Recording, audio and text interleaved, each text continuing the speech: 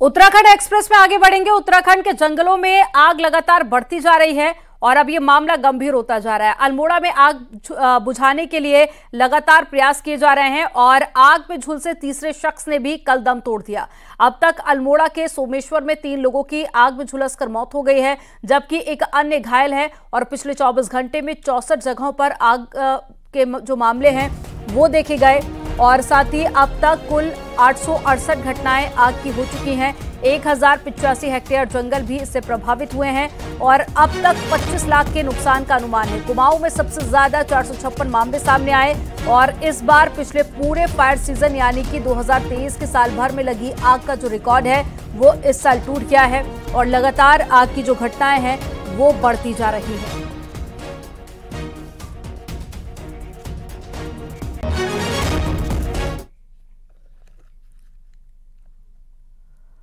उत्तराखंड में कुमाऊं से लेकर गढ़वाल तक जंगल धधक रहे हैं, जिसको लेकर आज हाई लेवल की मीटिंग होगी। सीएम पुष्कर सिंह धामी अधिकारियों के साथ में बैठक करेंगे। मुख्यमंत्री धामी दिल्ली से वर्चुअली मीटिंग करेंगे और अफसरों से अब तक के हालात की समीक्षा करेंगे। आपको बता दें कि पिछले 24 घंटे में 64 जगहों पर जंगल जल चुके हैं, जिसमें 1085 हेक्टेयर एरिया में आग लगी है, जिससे कि काफी ज्यादा एरिया प्रभावित भी हुआ है।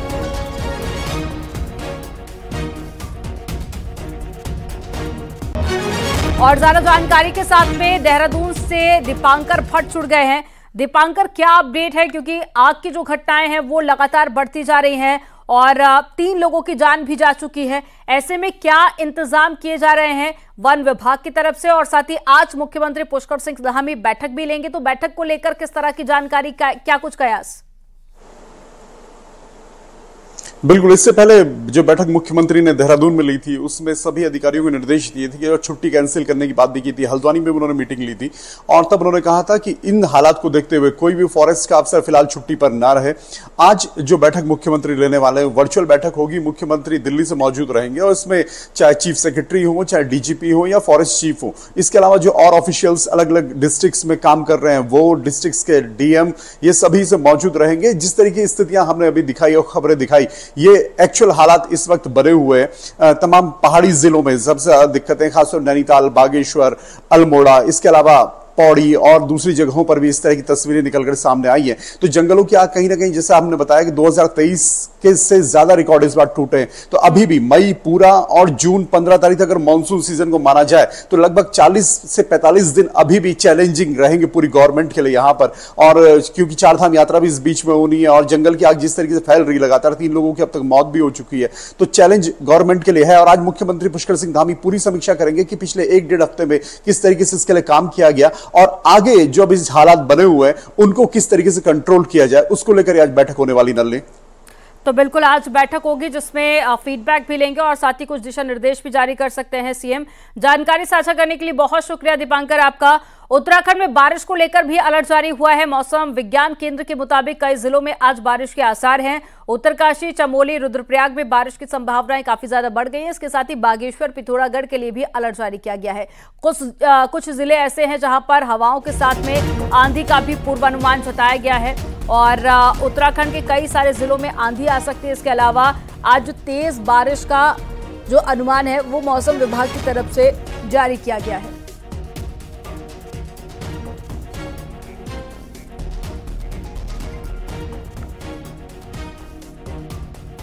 राज्यपाल ने शुक्रवार को राजभवन में 4 धाम यात्रा की तैयारी को लेकर मीटिंग की, जिसमें सभी डिपार्टमेंट को कोऑर्डिनेशन के साथ में काम करने को लेकर फर्स्ट रिस्पॉन्डर के तौर पर काम करने के निर्देश दिए गए। इसके साथ ही artificial intelligence, drone, mobile application के जरिए भी यात्रियों को सुविधाएं देने की बात कही गई है। और मीटिंग में पर्यटन, पुलिस, खाद्य विभाग से जुड़े हुए अधिकारियों ने अपनी अपनी तैयारियों के बारे में गवर्नर को जानकारी दी।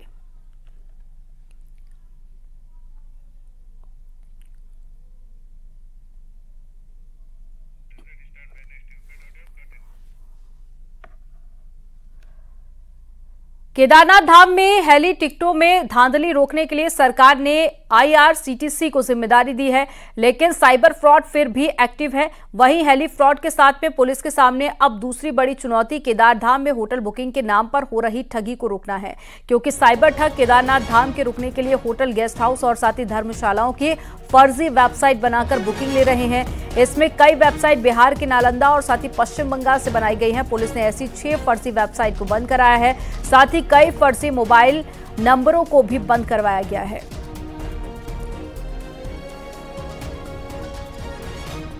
तो इस तरह के जो फर्जी साइट्स है, जिसमें विशेषकर पश्चिम बिहार, नालंदा और ये वेस्ट बंगाल के तरफ के जो है साइट पे देखने को मिला है। अभी तक रुद्रप्रयाग पुलिस ने 6 साइट ब्लॉक की है। चारधाम यात्रा से पहले ही परिवहन विभाग ने अपने 100 से ज्यादा अधिकारियों और कर्मचारियों को फील्ड में उतारने का जो काम है और प्रक्रिया है उसे शुरू कर दिया है। सभी कर्मियों को 8 मई से तैनात कर दिया जाएगा। विकास नगर के बाड़वाला में नई चेक पोस्ट भी तैयार की गई है, साथ ही 2 नए इंटरसेप्टर भी लगाए गए हैं। आपको बता दें कि इंटरसेप्टर गाड़ी में एक रडार बेस्ड कैमरा डिवाइस होती है, जिससे कि गाड़ियों की स्पीड और उसकी डिटेल्स पर भी नजर रखी जाती है। वहीं सोनप्रयाग से गौरीकुंड में भी जाम से निपटने के लिए अधिकारियों की ड्यूटी लगाई जा रही है। हमने 4 चेक पोस्ट नीचे लगाई हैं, जहां फुटहिल्स में पहले 3 हम लगाते थे। उसमें 2 ऋषिकेश में लगती थी, भद्रकाली और तपोवन में, और 1 कुठाल गेट में लगती थी मसूरी रोड पर। एक हमने नई चेक पोस्ट इस बार लगाने का निर्णय लिया है, वो है विकास नगर से यमुना ब्रिज की तरफ जो मार्ग जाता है, उससे भी काफ़ी यातायात चल रहा है इन दिनों, तो वहाँ पर एक बाड़वाला में चेक पोस्ट लगाएंगे।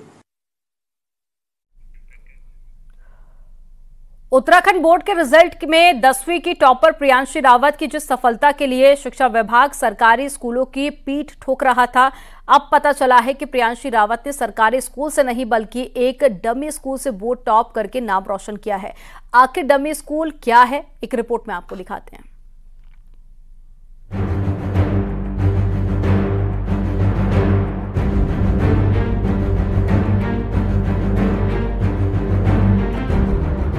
देहरादून की सहस्त्रधारा रोड पर एक कोचिंग इंस्टीट्यूट और डमी स्कूल का मिक्सचर है। इसी हफ्ते पिथौरागढ़ की प्रियांशी रावत के 10वीं टॉप करने के बाद डमी स्कूल चर्चा में आए हैं।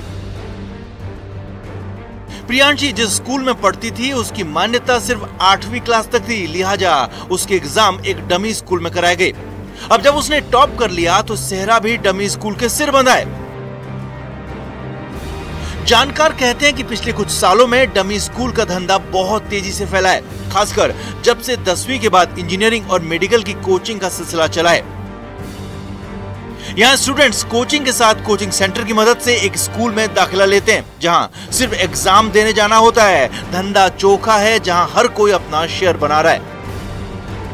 और उसने हमें जिम्मेदारी दी है, हमने औचक निरीक्षण भी किया है, बहुत सम्मानित स्कूलों का भी किया है, और उनको वार्निंग भी इशू की गई है CBSE की तरफ से कि अगर भविष्य में इस तरह की अनियमितताएं आपके यहाँ पाई जाती हैं और डमी कैंडिडेट के केस हम आते हैं तो CBSE आपकी मान्यता निरस्त करने में देरी नहीं कराएगा। CBSE किसी भी रूप में डमी स्कूल या डमी कैंडिडेट को प्रमोट नहीं करता है। इतना ज़्यादा माहौल रिजल्ट ओरिएंटेड है कि जो गार्जियन वहाँ कोचिंग में स्टूडेंट को दाखिल करा के आ रहा है तो सोचता है कि 2 साल बाद या 4 साल बाद जब उसका अपना बच्चा वहाँ से निकलेगा तो वो JEE में या नीट में या इस तरह के किसी एग्जाम में सक्सेस होगा। तो ये कंसेप्ट के तौर पर अच्छा लगता है, पर अगर ग्रोथ के लिहाज से देखें तो ये थोड़ा सा अस्वीकार्य सा कंसेप्ट है। डमी स्कूल यूं तो कागजों में वैध हैं, लेकिन इनकी गतिविधियां शिक्षा विभाग के स्टैंडर्ड के हिसाब से नहीं है।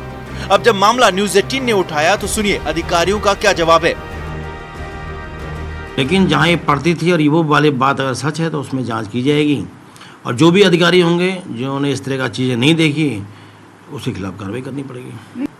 देखिए, सरकार ने तो डमी स्कूल बिल्कुल बैन किए हुए हैं। जब तक किसी स्कूल को मान्यता नहीं मिल जाती है तब तक वो स्कूल अपने यहाँ उस क्लास को नहीं चला पाएगा जिसकी उसकी मान्यता नहीं है। ये बड़ा स्पष्ट है।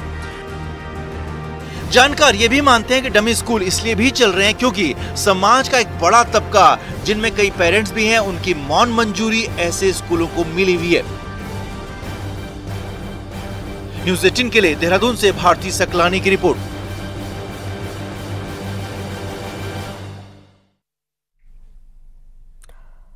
हिमाचल प्रदेश के मंडी लोकसभा सीट में एक्टर कंगना रनौत को जिताने का जिम्मा उत्तराखंड के बीजेपी नेताओं के कंधों पर है। उत्तराखंड से 70 से ज्यादा नेता हिमाचल में डेरा डाले हैं और इनमें से आधे कंगना रनौत की मंडी लोकसभा सीट में कैंप कर रहे हैं। एक रिपोर्ट आपको दिखाते हैं। बीजेपी के 70 से ज्यादा नेता इन दिनों पड़ोसी राज्य हिमाचल प्रदेश में चुनावी ड्यूटी पर हैं। खास तौर पर हिमाचल प्रदेश की हमीरपुर, शिमला और मंडी लोकसभा सीट पर पार्टी का पूरा फोकस है। इसलिए बीजेपी संगठन ने उत्तराखंड से ऐसे नेताओं की टीम भेजी है जिन्हें चुनाव लड़ाने का अनुभव है। कैबिनेट मंत्री धन सिंह रावत, सांसद अजय भट्ट, अजय टम्टा समेत संगठन मंत्री अजय कुमार हिमाचल प्रदेश की 3 लोकसभा सीट पर पूरा जान झोंक रहे हैं। बॉलीवुड एक्ट्रेस कंगना रनौत के मंडी सीट से चुनाव लड़ने से वैसे ही ये सीट बीजेपी की प्रतिष्ठा का सवाल बनी है। ऊपर से पिछले चुनाव में मंडी सीट पर बीजेपी की पकड़ कमजोर रही है, जिसको देखते हुए पार्टी ने पूरा फोकस मंडी सीट पर लगाया है। अकेले इस सीट पर उत्तराखंड के 35 से ज्यादा नेता मैदान में हैं। जहां 3 लोकसभाओं में मंडी लोकसभा, हमीरपुर लोकसभा और शिमला लोकसभा में लगभग 80 से अधिक हमारे नेतागण वहां चुनाव लड़ाने के लिए गए हैं। 27 तारीख से हमारे नेताओं को जाना प्रारंभ हो गया था। इसमें हमारे पूर्व सांसद, पूर्व मंत्री श्री अजय टम्टा जी मंडी लोकसभा में है। हमारे प्रदेश उपाध्यक्ष कुलदीप कुमार जी भी मंडी लोकसभा में हैं। उनके साथ 2 दर्जन से अधिक नेता हमारे मंडी लोकसभा में काम कर रहे हैं। वहीं दूसरे राज्यों में चुनावी ड्यूटी पर गए नेता ब्लॉक लेवल पर प्रचार में जुटे हैं, जो रैली से लेकर कैंडिडेट के लिए जनसंपर्क तक करते नजर आ रहे हैं। चुनाव लड़ाने में दक्ष है और जिनको चुनाव लड़ाने का अनुभव रहा है उनको हिमाचल भेजा गया है। और हिमाचल में जितने कार्यकर्ताओं का केंद्र की तरफ से आदेश हुआ माननीय राष्ट्रीय स्तर से, तो उन कार्यकर्ताओं को भेजा है। हिमाचल प्रदेश की सभी सीटों पर वोटिंग अंतिम चरण में 1 जून को होना है, जबकि उत्तराखंड में पहले चरण में ही मतदान खत्म हो चुका है। अब ऐसे में बीजेपी ने अपने नेताओं की फौज को हिमाचल के रण में उतार दिया है, जहां के हालात भी उत्तराखंड जैसे ही हैं। न्यूज़ 18 के लिए देहरादून से भारती सकलानी की रिपोर्ट।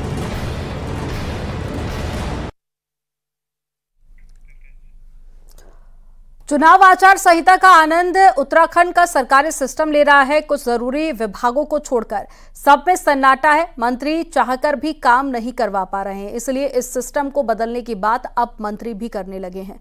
रिपोर्ट आपको दिखाते हैं, इसी से जुड़ी हुई।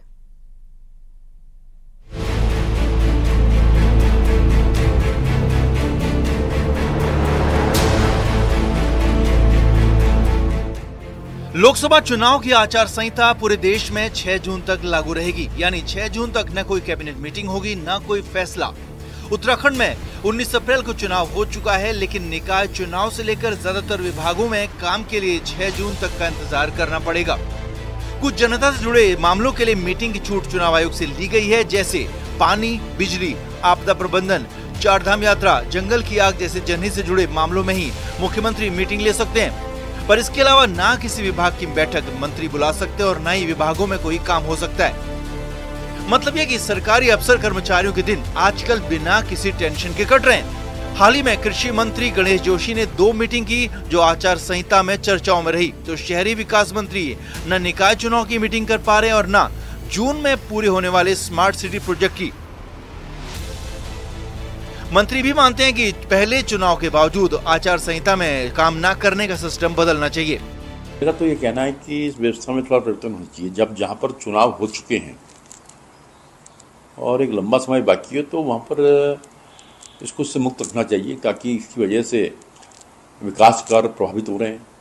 और विशेषकर उत्तराखंड के अंदर तो क्योंकि यात्रा सीजन है, गर्मी में पेयजल की भी दिक्कत रहती है। मैंने तो पहले भी एक बार जब कैबिनेट की मीटिंग थी उस दौरान चुनाव आचार संहिता से पहले सबके बीच में मैंने आग्रह किया था कि कोई ऐसा रास्ता निकलना चाहिए कि हम चुनाव हमारे ख़त्म होने के बाद ये आचार संहिता या तो ख़त्म हो या शिथिलता मिले, ताकि हम अपने विकास कार्य या जिसके लिए हमारी जिम्मेवारी है वो हम पूरा कर सकें। वोटिंग को अभी सिर्फ 2 हफ्ते हुए हैं और सरकारी सिस्टम का अब ये हाल है। और बिना काम के खाली बैठे मंत्री, अफसर, कर्मचारियों को अभी 1 महीने और आराम करना पड़ेगा, क्योंकि ये सिस्टम तुरंत बदलने वाला नहीं है। देहरादून से न्यूज़ 18 के लिए दीपांकर भट्ट की रिपोर्ट।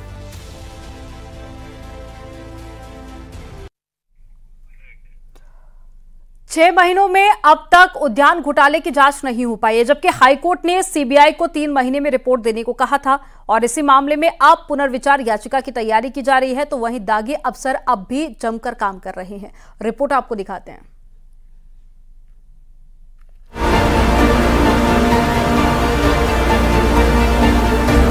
सिस्टम को ठेंगा दिखाकर उद्यान घोटाले का आरोपी निदेशक हरमिंदर बावेजा हिमाचल चला गया। अगर वक्त पर एक्शन हुआ होता तो बावेजा और उसका साथ देने वाले उद्यान विभाग के आरोपी अफसर मुश्किल में होते। 11 अक्टूबर 2023 को हाईकोर्ट के चीफ जस्टिस ने 3 महीने में जांच रिपोर्ट देने को कहा, जिसमें एसआईटी की जांच को भी जोड़ा जाए।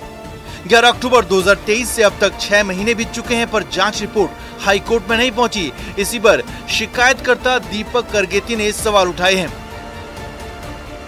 हाईकोर्ट के आदेश पर अब तक एक्शन क्यों नहीं हुआ? इसी पर दीपक करगेती ने पुनर्विचार याचिका दाखिल करने की तैयारी की है। उद्यान में जो भ्रष्टाचार है वो रुक नहीं रहा है। इसको लेके हम माननीय उच्च न्यायालय पुनः याचिका दायर करने जा रहे हैं, ताकि माननीय न्यायालय से यह मांग कर सकें कि जो सीबीआई जांच को आज 5 महीने से भी अधिक का समय हो गया है, वो अब माननीय न्यायालय के समक्ष रखी जाए और उस जांच में जो जो तथ्य सामने सीबीआई ने निकाले हैं वो सबके समक्ष रखे जाएं। उद्यान घोटाले में अब तक कोई बड़ा एक्शन न होना पहले दिन से कई बड़े सवाल खड़े कर रहा है। आरोपी निदेशक सस्पेंड होने के बाद हिमाचल निकल गया, पर बाकी अफसरों पर अब तक कार्रवाई नहीं हुई। वहीं एसआईटी जांच में जिन अफसरों के नाम है उन पर कोई एक्शन होता नहीं दिख रहा और अब सीबीआई की तरफ से जांच में हो रही देरी सवाल खड़े कर रही है। किसानों के नाम पर करोड़ों रुपए का खेल हो गया। सीबीआई को जांच चली गई, लेकिन अब तक किसी पर जांच की आंच नहीं आई। आखिर ऐसा क्यों? मामला सीबीआई पर है और सीबीआई पर लोगों का एक विश्वास है और सीबीआई पूरी मुस्तैदी से काम कर रही है और हमें पूरा भरोसा है कि शीघ्र ही जो दोषी हैं उन पर कार्रवाई होगी और उनको जो है उनकी जगह मिलेगी। हाईकोर्ट के सीबीआई जांच के आदेश के खिलाफ उद्यान विभाग सुप्रीम कोर्ट भी गया था ताकि सीबीआई जांच न हो, पर तब झटका लगा और अब जांच रिपोर्ट में देरी पर फिर हाईकोर्ट का दरवाजा खटखटाने की तैयारी उद्यान विभाग की फजीहत करा सकती है। देहरादून से न्यूज़ 18 के लिए दीपांकर भट्ट की रिपोर्ट।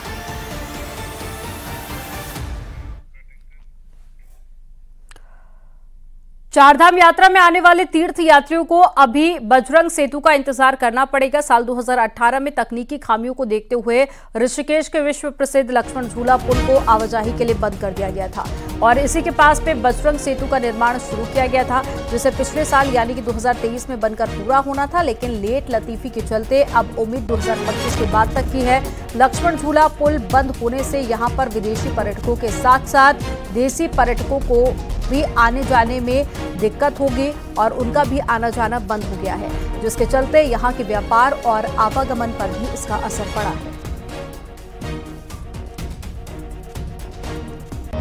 ऐसे कर रहे हैं कि बजरंग सेतु का जो कार्य है वो इस साल हम पूर्ण कर लें और उसमें अबेटमेंट का कार्य काफी पूर्ण हो गया है। उसके द्वारा लास्ट वीक मैंने निरीक्षण किया था उसका, कुछ उसमें जो मटेरियल मोबिलाइज करने में जो भी उनको सहूलियत चाहिए थी वो हमने उनको प्रोवाइड करी है और लगातार मोबिलाइज कर दिया है, लेबर भी बढ़ाई गई है। तो कोशिश कर रहे हैं कि इस साल उसको पूरा कर लें। चक्राता में वीर शहीद केसरी चंद के बलिदान दिवस पर भव्य मेले का आयोजन किया गया, जिसमें भारी संख्या में लोग पहुंचे और मेले का आनंद लिया। हर साल रामताल गार्डन में भव्य मेला आयोजित किया जाता है। मेले में सांस्कृतिक लोक कलाकारों ने शानदार प्रस्तुति दी और संगीत पर लोग झूमते हुए भी नजर आए। सिर्फ 24 साल की उम्र में केसरी चंद ने फांसी के फंदे को गले लगा लिया था और उनको मेले में याद किया गया।